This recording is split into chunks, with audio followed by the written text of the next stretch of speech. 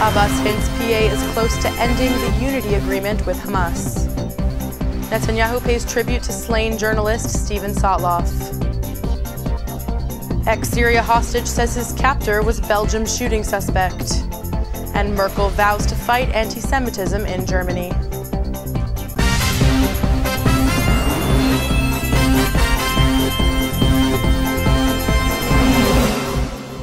Shalom and welcome to the Jerusalem Post News. Today is Sunday, September 7th, and here are your top stories.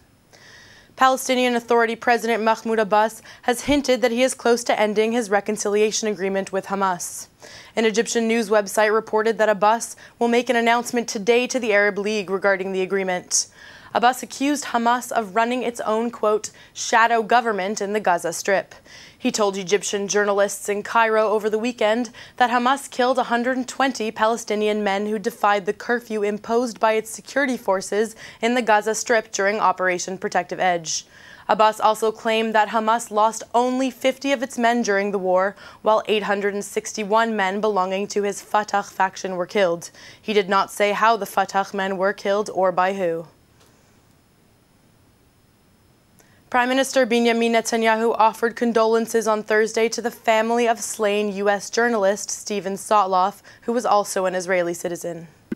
אני מבקש לשלוח תנחומים למשפחתו של סטיבן סוטלוף, שנרצח באכזריות תהומית בידי מרצחי דאעש.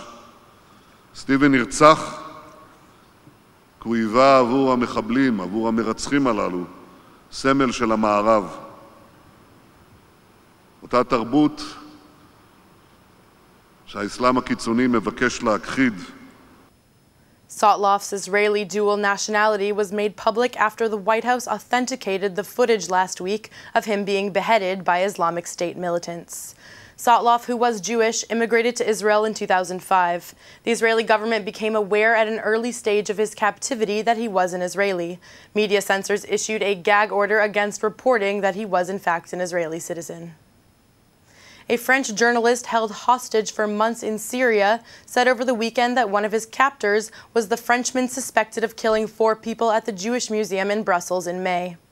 The reporter Nicholas Henin said he recognized Mehdi Namouche from video shown to him as part of an investigation. He did not elaborate on the nature of the probe, but mentioned that a, quote, judicial procedure had been launched while he was a hostage.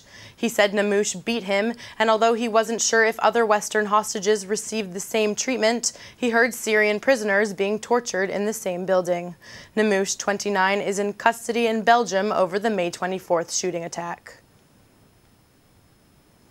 Chancellor Angela Merkel said on Saturday she would do everything she could to fight anti-Semitism in Germany. Amid reports of attacks and a spike in anti-Israel sentiment since the recent Gaza conflict, in her weekly podcast, Merkel said she was alarmed that Jewish institutions in Germany still needed police protection and called for a big turnout at a rally against anti-Semitism that she was planning to address in Berlin next week.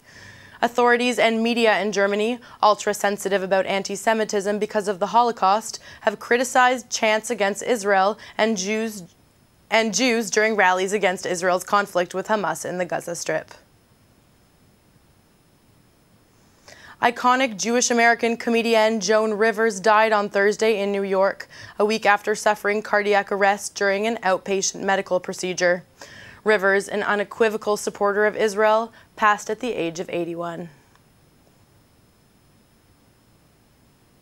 And that's all for today. Don't forget to go to jpost.com and check out our Facebook page for more on these developing stories. Until tomorrow, shalom from the Jerusalem Post studio.